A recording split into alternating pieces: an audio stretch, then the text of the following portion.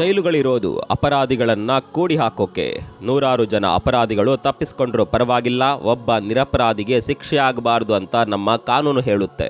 ಹಾಗಂತ ಜೈಲಲ್ಲಿರೋರೆಲ್ಲ ಅಪರಾಧಿಗಳಲ್ಲ, ಹೋಗಿರೋರೆಲ್ಲ ನಿರಪರಾಧಿಗಳು ಕೂಡ ಅಲ್ಲ. ಏನೂ ತಪ್ಪು ಮಾಡದೆ ವರ್ಷಾನುಗಟ್ಲೆ ಜೈಲು ವಾಸದ ಶಿಕ್ಷೆ ಅನುಭವಿಸಿ ಹೊರಬಂದವರು ಇದ್ದಾರೆ. ತಪ್ಪು ಮಾಡಿಯೂ ಜೈಲಿಗೆ ಹೋಗದವರು ಸಹ ಇದ್ದಾರೆ. ಕೆಲ ಜೈಲಿನ ಎಸ್ಕೇಪ್ ಕಥೆಗಳ ಬಗ್ಗೆ ಕೇಳಿದರೆ ನಿಮಗೆ ನಿಜಕ್ಕೂ ಅಚ್ಚರಿಯಾಗುತ್ತೆ. ಇಂತಹ ಎಸ್ಕೇಪ್ ಪ್ರಕರಣಗಳಲ್ಲಿ ಹಲವು ಸಲ ಅಪರಾಧಿಗಳು ಹಾಗೂ ನಿರಪರಾಧಿಗಳೆನ್ನದೇ ಎಲ್ಲರೂ ತಪ್ಪಿಸಿಕೊಂಡವರಿದ್ದಾರೆ. ಇವತ್ತಿನ ಈ ಟಾಪ್ ಬಿಗ್ಗೆಸ್ಟ್ ಜೈಲ್ ಎಸ್ಕೇಪ್ನ ರಿಯಲ್ ಸ್ಟೋರಿಗಳ ಬಗ್ಗೆ ರೋಚಕವಾಗಿ ಹಾಗೂ ಕುತೂಹಲಕಾರಿಯಾಗಿ ತಿಳಿಯುತ್ತಾ ಹೋಗೋಣ ಬನ್ನಿ.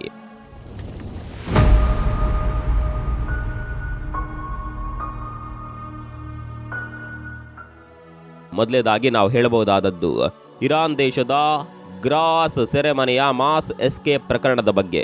ಇದು ಆಗಿದ್ದು 1979ರಲ್ಲಿ. ಆಗ ಇಲ್ಲಿಯ ಜೈಲಿನಿಂದ ಸುಮಾರು 11,000ಕ್ಕೂ ಹೆಚ್ಚಿನ ಕೈದಿಗಳು ಒಟ್ಟಿಗೆ ತಪ್ಪಿಸಿಕೊಂಡಿದ್ರು. ಆಗ ಇರಾನಿನ ಕ್ರಾಂತಿ ತನ್ನ ಉತ್ತುಂಗದಲ್ಲಿದ್ದ ಸಮಯ. ಇಲ್ಲಿನ ಗ್ರಾಸ್ ಸೆರೆಮನೆಯನ್ನ ಕಾಸಾರ್ ಸೆರೆಮನೆ ಎಂದು ಕೂಡ ಕರಿತಾ ಇದ್ರು. ಇರಾನಿನ ಟೆಹರಾನ್ನಲ್ಲಿರುವ ಇದು ಇರಾನ್ ದೇಶದ ಅತ್ಯಂತ ಭಯಾನಕ ಹಾಗೂ ನಟೋರಿಯಸ್ ಜೈಲುಗಳಲ್ಲೊಂದೆಂಬ ಕುಖ್ಯಾತಿ ಪಡೆದಿತ್ತು. ಆ ಸಮಯದಲ್ಲಿ ಇರಾನ್ನಲ್ಲಿ ಸರ್ವಾಧಿಕಾರಿಯಾಗಿದ್ದ ಶಾ ಎಂಬಾತನ ಆಳ್ವಿಕೆ ಇತ್ತು. ಅವನ ದುರಾಡಳಿತದ ವಿರುದ್ಧ ಇರಾನ್ ದೇಶದ ಲಕ್ಷಾಂತರ ಜನ ತಿರುಗಿ ಬಿದ್ದಿದ್ದರು. ಆದರೆ ಅಧಿಕಾರ ಶಾ ಕೈಯಲ್ಲಿ ಇದ್ದಿದ್ರಿಂದ ಅವನ ವಿರುದ್ಧ ಬಂಡಾಯವೆದ್ದ ಎಲ್ಲರನ್ನ ಹಿಡಿದು ಬಂಧಿಸಿ ಕಾಸಾರ್ ಜೈಲಿಗೆ ತಳ್ಳಲಾಗ್ತಾ ಇತ್ತು. ಇದರಲ್ಲಿ ಕಮ್ಯುನಿಸ್ಟ್ ಹೋರಾಟಗಾರರು, ಸೋಷಿಯಲಿಸ್ಟ್ ಹೋರಾಟಗಾರರು, ಇತರೆ ಸಣ್ಣ ಪುಟ್ಟ ಕ್ರಿಮಿನಲ್ಗಳೆಲ್ಲ ಸೇರಿ 12,000ಕ್ಕೂ ಹೆಚ್ಚು ಕೈದಿಗಳಿದ್ರು. ಅದು 1979ರ ಫೆಬ್ರವರಿಯ ಸಮಯ. ಈ ಹೊತ್ತಿಗೆ ಇರಾನಿನ ಕ್ರಾಂತಿ ತನ್ನ ಉಚ್ಛ್ರಾಯ ಸ್ಥಿತಿಯಲ್ಲಿತ್ತು. ಅವತ್ತು ಫೆಬ್ರವರಿ 11ನೆಯ ತಾರೀಕು ಈ ಜೈಲಿನಲ್ಲಿ ಆಂಟಿ ಶಾ ಹೋರಾಟಗಾರರೆಲ್ಲ ಸೇರಿ ಅಲ್ಲಿದ್ದ ಗಾರ್ಡ್ಗಳನ್ನ ಹಿಮ್ಮೆಟ್ಟಿಸಿ ಜೈಲಿನ ಗೋಡೆ ಒಡೆದು ಎಸ್ಕೇಪ್ ಆಗ್ತಾರೆ. ಇವರ ಜೊತೆ ಇದ್ದ ಇತರೆಲ್ಲ ಕೈದಿಗಳು ಸೇರಿ ಒಟ್ಟು 11,000ಕ್ಕೂ ಅಧಿಕ ಮಂದಿ ಮಾಸಾಗಿ ಪರಾರಿಯಾಗ್ತಾರೆ. ಈ ಒಂದು ಘಟನೆ ಶಾ ಆಳ್ವಿಕೆಗೆ ದೊಡ್ಡ ಪೆಟ್ಟು ಕೊಟ್ಟು ಅವನು ಅಧಿಕಾರದಿಂದ ಕೆಳಗಿಳಿಯುವಂತೆ ಮಾಡಿತ್ತು. ಮುಂದೆ ಅಯತೊಲ್ಲಾ ಖಮೇನಿ ಎಂಬುವವರು ಅಧಿಕಾರದ ಗದ್ದುಗೆ ಏರ್ತಾರೆ. ಇದರ ಜೊತೆಗೆ ಜೈಲಿನಿಂದ ತಪ್ಪಿಸಿಕೊಂಡ ಅನೇಕ ಹೋರಾಟಗಾರರು ಸಹ ರಾಜಕೀಯಕ್ಕಿಳಿದು ಉನ್ನತ ಸ್ಥಾನ ಅಲಂಕರಿಸಿದ್ರು. ಇದು ಇರಾನಿಯನ್ ರಾಜಕೀಯ ಚರಿತ್ರೆಯಲ್ಲೇ ಒಂದು ಉಲ್ಲೇಖಾರ್ಹ ಹಾಗೂ ಪ್ರಭಾವ ಬೀರಿದ ಘಟನೆಯಾಗಿ ಚರಿತ್ರೆಯಲ್ಲಿ ದಾಖಲಾಗಿದೆ. ಇನ್ನು ಎರಡನೇದಾಗಿ ನಾವು ಅಲ್ಕಟ್ರಾಸ್ ಜೈಲಿನ ನಿಗೂಢ ಪರಾರಿ ಪ್ರಕರಣದ ಬಗ್ಗೆ ಹೇಳಬಹುದು. ಇದರ ಬಗ್ಗೆ ಅಂತೂ ನೀವು ಸಾಕಷ್ಟು ಕಡೆ ವಿವರವಾಗಿ ಕೇಳಿರ್ತೀರಿ. ಇದು 1962ರಲ್ಲಿ ನಡೆದಿದ್ದ ಜೈಲು ಪರಾರಿ ಕೇಸ್. ಈ ಅಲ್ಕಟ್ರಾಸ್ ಜೈಲಿರೋದು ಅಮೆರಿಕಾದ ಕ್ಯಾಲಿಫೋರ್ನಿಯಾದ ಬಳಿ ಇರುವ ಸ್ಯಾನ್ ಫ್ರಾನ್ಸಿಸ್ಕೋದ ಬೇ ಹತ್ರ. ಅಲ್ಲಿರುವ ದ್ವೀಪದ ಹೆಸರು ಅಲ್ಕಟ್ರಾಸ್. ಇದು 1.2 ಮೈಲುಗಳಷ್ಟು ವಿಸ್ತೀರ್ಣ ಹೊಂದಿರುವ ದ್ವೀಪ. ಇದರ ಮಧ್ಯೆ ಇರೋದೇ ಅಲ್ಕಟ್ರಾಸ್ ಜೈಲು. ಇಲ್ಲಿ ಅತ್ಯಂತ ಪ್ರಮುಖ ಕ್ರಿಮಿನಲ್ಗಳನ್ನ ಇರಿಸ್ತಾರೆ. ಅವರು ತಪ್ಪಿಸಿಕೊಳ್ಳೋದಕ್ಕೆ ಪ್ರಯತ್ನಿಸಿದ್ರು ಸಹ ಹೊರಗೆ ಬಂದ್ರೆ ಸುತ್ತಲೂ ಸಮುದ್ರದ ನೀರು, ಅದನ್ನ ಈಜಿ ದಡ ಸೇರೋದು ಬಹುತೇಕ ಅಸಾಧ್ಯದ ಮಾತು. ಹಾಗಾಗಿಯೇ ಯಾರು ಸಹ ಎಸ್ಕೇಪ್ ಆಗುವ ಬಗ್ಗೆ ಯೋಚಿಸಲ್ಲ ಅಂತಾನೆ ಇಲ್ಲಿ ಜೈಲು ಕಟ್ಟಿರೋದು. ಆದರೆ ಈ ಜೈಲಿನಿಂದಲೂ ಸಹ ಮೂವರು ಅತ್ಯಂತ ಚಾಕಚಕ್ಯತೆಯಿಂದ ಆ ಬಿಗಿ ಭದ್ರತೆಯ ನಡುವೆಯೂ ಪೊಲೀಸರಿಗೆ ಯಾಮಾರಿಸಿ ಸೂಕ್ತ ಸಿದ್ಧತೆಯೊಂದಿಗೆ ಪರಾರಿಯಾಗಿದ್ದರು. ಇದು ನಡೆದಿದ್ದು 1962ರ ಜೂನ್ನಲ್ಲಿ. ಹಾಗೆ ಪರಾರಿಯಾದ ಆ ಮೂವರು ಮತ್ತೆ ಎಷ್ಟೇ ಹುಡುಕಿದ್ರು ಯಾರಿಗೂ ಸಿಗ್ಲೇ ಇಲ್ಲ. ಆ ಮೂವರ ಹೆಸರು ಫ್ರ್ಯಾಂಕ್ ಮಾರಿಸ್, ಜಾನ್ ಆಗ್ಲಿನ್ ಹಾಗೂ ಕ್ಲಾರೆನ್ಸ್ ಆಂಗ್ಲಿನ್. ಈ ಮೂವರು ಸೇರಿ 1962ರ ಜೂನ್ 11ನೇ ತಾರೀಕು ಈ ಜೈಲಿನಿಂದ ಸದ್ದಿಲ್ಲದೆ ತಪ್ಪಿಸಿಕೊಳ್ತಾರೆ. ಅಲ್ಲಿಂದ ಎಸ್ಕೇಪ್ ಆಗೋದು ಅಷ್ಟು ಸುಲಭ ಅಲ್ಲ. ಅದಕ್ಕಾಗಿ ಅವರು ಹಲವು ತಿಂಗಳ ಕಾಲ ಪ್ಲಾನ್ ಮಾಡಿ ಅದಕ್ಕೆ ತಯಾರಿ ಮಾಡಿರ್ತಾರೆ. ಇವರು ಪ್ಲಾಸ್ಟರ್ ಆಫ್ ಪ್ಯಾರಿಸ್ ಬಳಸಿ ತಮ್ಮ ಹಾಗೆ ಕಾಣುವ ನಕಲಿ ಮುಖವಾಡಗಳನ್ನ ತಯಾರಿಸಿದ್ರು ಹಾಗೂ ಜೈಲಿನ ಸ್ಟೋರ್ ರೂಮ್ನಿಂದ ಕದ್ದ ಸುಮಾರು 50ಕ್ಕೂ ಹೆಚ್ಚು ರೇನ್ ಕೋಟ್ಗಳಿಂದ ಒಂದು ತೆಪ್ಪ ಅಥವಾ ರಾಫ್ಟ್ ರಚಿಸಿ ತಮ್ಮ ಹತ್ರ ರಹಸ್ಯವಾಗಿ ಇಟ್ಕೊಂಡಿದ್ರು. ಅವತ್ತು ರಾತ್ರಿ 10 ಗಂಟೆಗೆ ಎಲ್ಲರ ಊಟವಾಗಿ ಎಲ್ಲರೂ ನಿದ್ರೆಗೆ ಜಾರಿದಾಗ ತಾವು ತೋಡಿದ್ದ ಕಳ್ಳ ಮಾರ್ಗದ ಮೂಲಕ ರಾಫ್ಟ್ ಸಾಗಿಸಿ ಮೂವರು ಸಹ ಗೋಡೆಯ ದಿಬ್ಬ ಹತ್ತಿ ದ್ವೀಪಕ್ಕೆ ಹಾರಿ ತೇಲುತ್ತಾ ದಡ ದಾಟಿ ಹೋಗ್ತಾರೆ.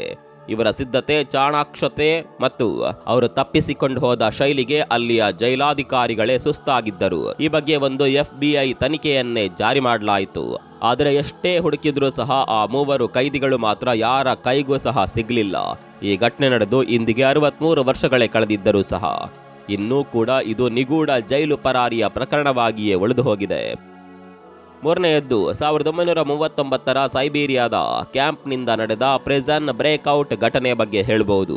1939ರಲ್ಲಿ ನಡೆದ ಈ ಜೈಲ್ ಪಲಾಯನದ ಕತೆ ಒಂದು ಕಾಲದಲ್ಲಿ ಜಾಗತಿಕ ಸಂಚಲನವನ್ನೇ ಉಂಟುಮಾಡಿತ್ತು. ಸಾಕಷ್ಟು ಕಡೆ ಚರ್ಚೆಗೂ ಸಹ ಗ್ರಾಸವಾದ ಇದರ ಬಗ್ಗೆ ಪರ ವಿರೋಧದ ವಾದ ಸರಣಿಗಳಿವೆ. ಅದು ರಷ್ಯಾದಲ್ಲಿ ಕಮ್ಯುನಿಸ್ಟ್ ಸರ್ಕಾರದ ಆಡಳಿತ ತನ್ನ ಉತ್ತುಂಗದಲ್ಲಿದ್ದ ಸಮಯ. ಆಗ ಅದು ರಷ್ಯಾ ಮಾತ್ರವಲ್ಲದೆ ಇಡೀ ಯುರೋಪನ್ನೇ ಆವರಿಸಿತ್ತು. ಕಮ್ಯುನಿಸಂ ಸಿದ್ಧಾಂತಕ್ಕೆ ದಾಸರಾದ ಅನೇಕ ದೇಶಗಳಲ್ಲಿ ರಕ್ತ ಕ್ರಾಂತಿಯೇ ನಡೆದಿತ್ತು. ರಷ್ಯಾದಲ್ಲಿ ಈ ಹಿಂದೆ ಇದ್ದ ಝಾರ್ ಚಕ್ರಾಧಿಪತ್ಯ ಮುಗಿದು ಕಮ್ಯುನಿಸಂ ತಲೆ ಎತ್ತಿತ್ತು. ಪರಿಣಾಮ ಅದರ ವಿರುದ್ಧ ಮಾತನಾಡಿದ ಎಲ್ಲರನ್ನ ಸಹ ಕಮ್ಯುನಿಸ್ಟ್ ಸರ್ಕಾರ ಹಿಡಿದು ಕಠಿಣವಾದ ಕ್ಯಾಂಪ್ಗಳಿಗೆ ದೂಡ್ತಾ ಇತ್ತು. ಆ ರೀತಿ ಸೈಬೇರಿಯಾದ ಕ್ಯಾಂಪ್ಗೆ ಯುರೋಪ್ ಹಾಗೂ ಅಮೆರಿಕದ ಹಲವು ಜನರನ್ನ ವಿನಾಕಾರಣ ಬಂಧಿಸಿ 16 ವರ್ಷಗಳ ಕಾಲ ಅವರಿಗೆ ಸೆರೆವಾಸದ ಶಿಕ್ಷೆ ನೀಡಿದ್ದರು. ಹಾಗೆ ಬಂದವರಲ್ಲಿ ಪೋಲ್ಯಾಂಡ್ ದೇಶದ ಸೈನಿಕನಾಗಿದ್ದ 25 ವರ್ಷದ ಸ್ಲಾವೋಮಿರ್ ರಾವಿಶ್ ಕೂಡ ಒಬ್ಬ.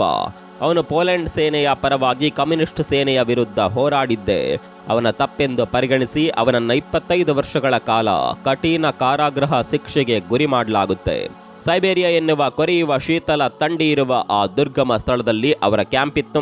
ಇಲ್ಲಿಂದ ಎಸ್ಕೇಪ್ ಆಗುವ ಪ್ರಯತ್ನ ಬಿಡಿ, ಆ ಯೋಚನೆಗೂ ಸಹ ಯಾರು ಹೋಗೋದಕ್ಕೆ ಸಾಧ್ಯವಿರಲಿಲ್ಲ. ಯಾಕಂದ್ರೆ ಅಲ್ಲಿಂದ ಹೊರಗೋದ್ರೆ ಅದಕ್ಕಿಂತ ಭಯಾನಕ ನರಕ ಅದರ ಆಚೆಗಿತ್ತು. ಇದನ್ನೆಲ್ಲ ಯೋಚಿಸಿಯೇ ಕಮ್ಯುನಿಸ್ಟ್ ಅಧಿಕಾರಿಗಳು ಅವರನ್ನೆಲ್ಲ ಇಲ್ಲಿಟ್ಟಿದ್ದು. 25 ವರ್ಷ ವಯಸ್ಸಿನ ಸ್ಲಾವೋಮಿರ್ ರಾವಿಶ್ಗೆ ಕಮ್ಯುನಿಸ್ಟ್ ಸರ್ಕಾರದ ಕೋರ್ಟ್ ಇನ್ನು 25 ವರ್ಷಗಳ ಜೈಲುವಾಸದ ಶಿಕ್ಷೆ ಘೋಷಣೆ ಮಾಡುತ್ತೆ. ಆದರೆ ಯಾವುದೇ ತಪ್ಪು ಮಾಡದ ಅವನಿಗೆ ಆ ಏಕಾಂತ ಅಪರಿಚಿತ ಸ್ಥಳದಲ್ಲಿ ಕೈದಿಯಾಗಿ ಅಷ್ಟು ವರ್ಷ ಇರಲು ಒಪ್ಪಿಗೆ ಇರಲಿಲ್ಲ.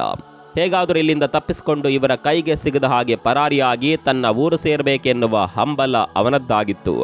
ಆದರೆ ಅಲ್ಲಿಯ ಬಿಗಿ ಭದ್ರತೆ, ಸದಾ ಶಸ್ತ್ರ ಸನ್ನದ್ಧರಾಗಿ ತಿರುಗಾಡುವ ಗಾರ್ಡ್ಗಳು, 10 ಅಡಿಗಿಂತ ಎತ್ತರದ ಗೋಡೆಗಳು, ಅದರ ಮೇಲಿರುವ ಕರೆಂಟ್ ತಂತಿಗಳು, ಇವೆಲ್ಲ ದಾಟಿ ಹೋಗೋದು ಸುಲಭವಲ್ಲ. ಒಂದು ವೇಳೆ ಹೊರಗೆ ಹೋದರೂ ಕೂಡ ಆ ಕೊರೆಯುವ ಚಳಿಗೆ ಸತ್ತೇ ಹೋಗ್ತಾರೆ. ಅದಕ್ಕೆಲ್ಲ ಸರಿಯಾದ ತಯಾರಿ ತುಂಬಾನೇ ಮುಖ್ಯ. ಈ ಪ್ರಯತ್ನದಲ್ಲೇನಾದರೂ ಸಿಕ್ಕಿಬಿದ್ರೆ ಸೀದಾ ನೇಣೆ ಗತಿ. ರಾವಿಶ್ಗೆ ಇದೆಲ್ಲದರ ಬಗ್ಗೆ ಚೆನ್ನಾಗಿ ಅರಿವಿತ್ತು. ತನ್ನಂತೆ ಬೇರೆ ಯಾರಾದರೂ ಈ ರೀತಿ ಇಲ್ಲಿಂದ ಪರಾರಿಯಾಗುವ ಬಗ್ಗೆ ಆಲೋಚಿಸ್ತಾ ಇದ್ದಾರಾ ಎಂದು ಅವನು ಹುಡುಕಾಡಿದ. ಆಗ ಅವನಿಗೆ ಅಲ್ಲಿದ್ದ ಕೊಲಮೇನೋಸ್ ಎನ್ನುವ ವ್ಯಕ್ತಿ ಪರಿಚಯವಾದ. ಇವನು ಲ್ಯಾಟ್ವಿಯಾ ದೇಶದ ರೈತನಾಗಿದ್ದ. ಇದರ ಜೊತೆಗೆ ಅಮೆರಿಕಾದ ಸ್ಮಿತ್, ಎಸ್ಟೋನಿಯಾದ ಯುಜಿನ್ ಜಾರೋಮ್, ಜಾರ್ಜಿಯಾದ ಸರ್ಟೇನ್ಸ್, ಪೋಲ್ಯಾಂಡ್ನ ಪಾಲೋ ಜೋವಿಶ್, ಈ 5 ಜನರು ಸಹ ಸಿಕ್ಕರು. ಇವರೆಲ್ಲ ವಿನಾಕಾರಣ ಅಲ್ಲಿಗೆ ಕೈದಿಗಳಾಗಿ ಬಂದಿದ್ದವರು. ಅವರಿಗೆಲ್ಲ ಅಲ್ಲಿಂದ ಪಲಾಯನ ಮಾಡುವ ಉದ್ದೇಶ ಇತ್ತು. ರಾವಿಶ್ ಅವರ ಜೊತೆ ಗುಪ್ತ ಸಮಾಲೋಚನೆ ನಡೆಸಿ ಅಲ್ಲಿಂದ ಪಾರಾಗಲು ದಾರಿ ಹುಡುಕಿದ. ಈ ಪ್ರಯತ್ನದಲ್ಲಿ ಅವನಿಗೆ ಅಲ್ಲಿದ್ದ ಅಧಿಕಾರಿಯಾದ ಉಷಾನೋವ್ ಎನ್ನುವಾತನ ಪತ್ನಿ ಸಹ ತುಂಬಾ ಸಹಾಯ ಮಾಡ್ತಾಳೆ. ಆಕೆ ಅವನಿಗೆ ಜಿಂಕೆಯ ಚರ್ಮ, ಹೊಗೆ ಸೊಪ್ಪು, ಬೋಡ್ಸು ಎಲ್ಲವನ್ನ ರಹಸ್ಯವಾಗಿ ಒದಗಿಸಿ ನೆರವು ನೀಡಿದ್ಲು. 1939ರ ಒಂದು ದಿನ ತೀವ್ರವಾಗಿ ಮಂಜು ಸುರಿಯುತ್ತಿದ್ದ ದಿನವನ್ನೇ ಸೆಲೆಕ್ಟ್ ಮಾಡಿ ಅವತ್ತು 6 ಜನ ಆ ಕ್ಯಾಂಪ್ನಿಂದ ಅತ್ಯಂತ ಎಚ್ಚರಿಕೆಯಿಂದ ಪಲಾಯನ ಮಾಡುವಲ್ಲಿ ಯಶಸ್ವಿಯಾಗ್ತಾರೆ. ಮುಂದೆ ಅಲ್ಲಿಂದ ಹೊರಕ್ಕೆ ಜಿಗಿದು ಸಾಧ್ಯವಾದಷ್ಟು ವೇಗದಿಂದ ಓಡಲು ಶುರು ಮಾಡ್ತಾರೆ. ಅವರ ಹೆಜ್ಜೆ ಗುರುತುಗಳ ಮೇಲೆಲ್ಲ ಮಂಜು ಬಿದ್ದು ಅದನ್ನು ಅಳಿಸಿ ಹಾಕೋದ್ರಿಂದ ಯಾರಿಗೂ ಸಹ ಅವರ ಜಾಡು ಹಿಡಿದು ಬರೋದಕ್ಕೆ ಸಾಧ್ಯವಾಗಲಿಲ್ಲ. ಸುಮಾರು 100 ಕಿಲೋಮೀಟರ್ ಓಡಿ ಒಂದು ಕಡೆ ವಿಶ್ರಾಂತಿ ಪಡೆದರು. ಅಲ್ಲಿಂದ ಬೈಕಾಲ್ ಸರೋವರದ ಹತ್ತಿರ ಹೋದಾಗ ಜರ್ಮನಿಗೆ ಸೇರಿದ ಮನೆ ಬಿಟ್ಟು ಓಡಿ ಬಂದಿದ್ದ ಒಬ್ಬ 16 ವರ್ಷದ ಕ್ರಿಸ್ಟಿನಾ ಎನ್ನುವ ಬಾಲಕಿ ಸಹ ಅವರಿಗೆ ಸಿಗ್ತಾಳೆ. ಅವಳನ್ನ ಸಹ ಸೇರಿಸಿಕೊಂಡು ಬೈಕಾಲ್ ಲೇಕ್ ಈಜಿ ದಾಟಿ ಸೈಬೀರಿಯಾ ಬಿಟ್ಟು ಚೀನಾದ ಗೋಬಿ ಮರುಭೂಮಿ ಬಳಸಿ ಅಲ್ಲಿಂದ ಹಿಮಾಲಯದ ಕಣಿವೆ ದಾಟಿ ನೇಪಾಳ ತಲುಪಿ ಭಾರತಕ್ಕೆ ಜಾರಿಕೊಳ್ತಾರೆ. ಸುಮಾರು 1 ವರ್ಷದವರೆಗೂ ಇವರ ಪಲಾಯನದ ಪ್ರಯಾಣ ಮುಂದುವರಿಯುತ್ತದೆ. ಅವರು ಈ ಅಸಾಧ್ಯ ಯಾನದಲ್ಲಿ ಸುಮಾರು 4000ಕ್ಕೂ ಹೆಚ್ಚು ಕಿಲೋಮೀಟರ್ ದೂರ ಕವರ್ ಮಾಡ್ತಾರೆ, ಅದು ಸಹ ಕಾಲ್ನಡಿಗೆಯಲ್ಲಿ. ಕೊನೆಗೆ ರಾವಿಶ್, ಕೊಲಮೇನೋಸ್ ಹಾಗೂ ಸ್ಮಿತ್ ಮಾತ್ರವೇ ಸರ್ವೈವ್ ಆಗಿ ಭಾರತದಲ್ಲಿ ಚಿಕಿತ್ಸೆ ಪಡೆದು 1941ರಲ್ಲಿ ಎಲ್ಲರೂ ಅವರವರ ದೇಶಕ್ಕೆ ವಾಪಸ್ ಹೋಗ್ತಾರೆ. 1959ರ ಹೊತ್ತಿಗೆ ಈ ಪಲಾಯನದ ಬಗ್ಗೆ ರಾವಿಶ್ ದ ಲಾಂಗ್ ವಾಕ್ ಎನ್ನುವ ಕೃತಿ ಬರೆದು ಅದರಲ್ಲಿ ಅವರ ಸಾಹಸಗಳನ್ನು ವಿವರಿಸ್ತಾರೆ. ಈ ಕೃತಿಯನ್ನ ಕನ್ನಡದಲ್ಲಿ ಮಹಾಪಲಾಯನ ಎನ್ನುವ ಹೆಸರಿನಲ್ಲಿ ಕನ್ನಡದ ಲೇಖಕರಾದ ತೇಜಸ್ವಿ ಅವರು ಅನುವಾದ ಮಾಡಿದ್ದಾರೆ. ಈ ಕೃತಿಯ ವಿವರಗಳ ಬಗ್ಗೆ ಮೊದಲಿನಿಂದಲೂ ಸಹ ಚರ್ಚೆ ಹಾಗೂ ಅಪವಾದಗಳಿವೆ. ಬೇರೆಯವರ ಅನುಭವವನ್ನ ರಾವಿಶ್ ತನ್ನ ಅನುಭವ ಅಂತ ಹೇಳಿಕೊಂಡು ಅಪಪ್ರಚಾರ ಮಾಡಿದ್ದಾನೆ ಅಂತ 2009ರಲ್ಲಿ 87 ವರ್ಷದ ಒಬ್ಬ ವ್ಯಕ್ತಿ ಇದರ ಮೇಲೆ ಕೇಸ್ ಹಾಕಿದ್ದ ಹಾಗೂ ತಾನೇ ಆ ನಿಜವಾದ ಅನುಭವ ಪಡೆದ ವ್ಯಕ್ತಿ ಎಂದು ಹೇಳಿದ್ದ. ಆತ ತನ್ನ ಈ ಕಥೆಯನ್ನ ರಾವಿಶ್ ಕದ್ದಿದ್ದಾನೆಂದು ಅಪವಾದ ಮಾಡಿದ್ದ. ಏನೇ ಆದರೂ ಈ ಘಟನೆ ವಿಶ್ವವಿಖ್ಯಾತ ಜೈಲ್ ಪರಾರಿ ಪ್ರಕರಣಗಳಲ್ಲಿ ಪ್ರಮುಖ ಸ್ಥಾನ ಪಡೆದಿದೆ. ನಾಲ್ಕನೇದಾಗಿ ಕ್ರಿಮಿನಲ್ ಎಲ್ ಚಾಪೋ ಎನ್ನುವ ಡ್ರಗ್ ಪೆಡ್ಲರ್ನ ಜೈಲ್ ಎಸ್ಕೇಪ್ ಸ್ಟೋರಿಯ ಬಗ್ಗೆ ಹೇಳಬೇಕು.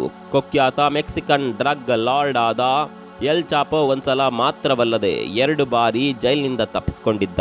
ಅವನ ಮೊದಲ ಪಲಾಯನವು 2001ರಲ್ಲಿ ನಡೆದಿತ್ತು.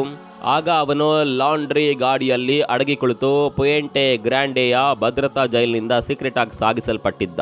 ಅವರಿಂದಲೇ ಲಂಚ ಪಡೆದ ಅಲ್ಲಿಯ ಕಾವಲುಗಾರರು ಮತ್ತು ಜೈಲು ಅಧಿಕಾರಿಗಳಿಂದ ಈ ಪರಾರಿಗೆ ಅನುಕೂಲವಾಯಿತು ಅಂತ ಆಗೆಲ್ಲ ಪತ್ರಿಕೆಗಳಲ್ಲಿ ವರದಿಯಾಗಿತ್ತು. ಅವನ ಎರಡನೇ ಎಸ್ಕೇಪ್ 2015ರಲ್ಲಿ ನಡೆದಿತ್ತು. ಆಗ ಅವನು ತಾನಿದ್ದ ಸೆಲ್ನಿಂದ ಸುಮಾರು 1.5 ಕಿಲೋಮೀಟರ್ ದೂರದಲ್ಲಿರುವ ಕಟ್ಟಡ ಕಾಮಗಾರಿ ನಡೆಯುತ್ತಿದ್ದ ಸ್ಥಳಕ್ಕೋಗುವ ಆ 1.5 ಕಿಲೋಮೀಟರ್ ಉದ್ದದ ಸುರಂಗದ ಮೂಲಕ ನುಸುಳಿ ಯಾರಿಗೂ ಗೊತ್ತಾಗದಂತೆ ತೆವಳ್ಕೊಂಡೇ ಹೋಗಿದ್ದ. ಈ 2 ಜೈಲ್ ಬ್ರೇಕ್ಗಳು ಮೆಕ್ಸಿಕನ್ ಸರ್ಕಾರಕ್ಕೆ ದೊಡ್ಡ ಮುಜುಗರ ಉಂಟು ಮಾಡಿದ್ದವು. ಎಲ್ ಚಾಪೋ ಅಂತಿಮವಾಗಿ 2016ರಲ್ಲಿ ಮತ್ತೆ ಸೆರೆ ಸಿಕ್ಕಿದ್ದ ಹಾಗೂ ಆ ಸಲ ಅವನನ್ನು US-ಗೆ ಹಸ್ತಾಂತರಿಸಲಾಯಿತು. ಅಲ್ಲಿ ಅವನು ಪ್ರಸ್ತುತ ಇಂದಿಗೂ ಸಹ ಜೀವಾವಧಿ ಶಿಕ್ಷೆಯನ್ನ ಅನುಭವಿಸುತ್ತಾ ಕಾಲ ಕಳೀತಾ ಇದ್ದಾನೆ. ಜೈಲಿನ ಪರಾರಿ ಪ್ರಕರಣಗಳಲ್ಲಿ ಇವನದ್ದು ಸಹ ಪ್ರಮುಖವಾಗಿ ಗುರುತಿಸಲ್ಪಟ್ಟ ಪಲಾಯನವೇ. 5ನೇದು ಹಾಗೂ ಕೊನೆಯದಾಗಿ ನಾವು ಹೇಳಬಹುದಾದದ್ದು 2011ರಲ್ಲಿ ನಡೆದಿದ್ದ ತಾಲಿಬಾನ್ ಪ್ರಿಸನ್ ಬ್ರೇಕ್ ಘಟನೆಯ ಬಗ್ಗೆ. ಅಫ್ಘಾನಿಸ್ತಾನದ ಕಂದಹಾರ್ ಜೈಲೊಂದರಲ್ಲಿ ಸುಮಾರು 500ಕ್ಕೂ ಹೆಚ್ಚು ತಾಲಿಬಾನ್ನ ಉಗ್ರ ಕೈದಿಗಳು ಅಲ್ಲೊಂದು ಟನಲ್ ಕೊರೆದು ಪಲಾಯನವಾದ ಈ ಘಟನೆ ಆಗ ತೀವ್ರವಾಗಿ ಜಾಗತಿಕವಾಗಿ ಸಂಚಲನ ಸೃಷ್ಟಿಸಿತ್ತು. ಸುಮಾರು 350 ಮೀಟರ್ ಉದ್ದದ ಈ ಕೊಳವೆ ಮಾರ್ಗವನ್ನ ಸ್ವತಃ ಅವರೇ ತೋಡಿ ಅಲ್ಲಿಂದ ಪರಾರಿಯಾಗಿದ್ದರು. ಈ ಮೊದಲು 2008ರಲ್ಲೂ ಸಹ ಇದೇ ಜೈಲಿನಿಂದ 1000ಕ್ಕೂ ಹೆಚ್ಚಿನ ಉಗ್ರರು ಇದೇ ತರಹ ಅಧಿಕಾರಿಗಳಿಗೆ ಚಳ್ಳೆ ಹಣ್ಣು ತಿನ್ನಿಸಿ ಎಸ್ಕೇಪ್ ಆಗಿದ್ದರು. ಇದಕ್ಕಾಗಿ ಅವರು ಕಳೆದ 5 ತಿಂಗಳುಗಳ ಕಾಲ ಪ್ಲಾನ್ ಮಾಡಿ ಪರಾರಿಯಾಗಲು ಬೇಕಾದ ತಯಾರಿಯನ್ನ ಅತ್ಯಂತ ರಹಸ್ಯಕರವಾಗಿ ಮಾಡಿಕೊಂಡಿದ್ರು. ಹುಡುಕಿದ್ರೆ ಇಂತಹ ಇನ್ನೂ 100 ಜೈಲು ಪರಾರಿ ಕೇಸ್ಗಳು ನಮಗೆ ಸಿಗ್ತಾವೆ. ಕುಖ್ಯಾತ ಕ್ರಿಮಿನಲ್ ಆಗಿದ್ದ ಚಾರ್ಲ್ಸ್ ಶೋಬ್ರಾಜ್ ಕೂಡ ಗೋವಾ ಮೊದಲಾದ ಕಡೆ ಅಧಿಕಾರಿಗಳನ್ನೇ ಯಾಮಾರಿಸಿ ಇದೇ ತರಹ ತಲೆಮರೆಸಿಕೊಂಡಿದ್ದ. ಇನ್ನು ನಮ್ಮದೇ ರಾಜ್ಯದ ಕುಖ್ಯಾತ ರೇಪಿಸ್ಟ್ ಹಾಗೂ ಸರಣಿ ಹಂತಕ ಉಮೇಶ್ ರೆಡ್ಡಿ ಎಷ್ಟೋ ಸಲ ಪೊಲೀಸರ ಕೈಯಿಂದಲೇ ತಪ್ಪಿಸಿಕೊಂಡು ಎಸ್ಕೇಪ್ ಆಗಿದ್ದ. ಇದಿಷ್ಟು ಸಹ ಈ ವಿಡಿಯೋದಲ್ಲಿ ನೀವೆಲ್ಲ ತಿಳಿಯಬಹುದಾದ ಒಂದಷ್ಟು ಮಾಹಿತಿ. ಇದರ ಬಗ್ಗೆ ನಿಮ್ಮ ಅನಿಸಿಕೆಗಳನ್ನು ನಮ್ಮ ಜೊತೆ ಶೇರ್ ಮಾಡಿ. ಮತ್ತೊಂದು ವಿಡಿಯೋ ಸಿಗೋಣ. ಅಲ್ಲಿವರೆಗೂ ನಮಸ್ಕಾರ.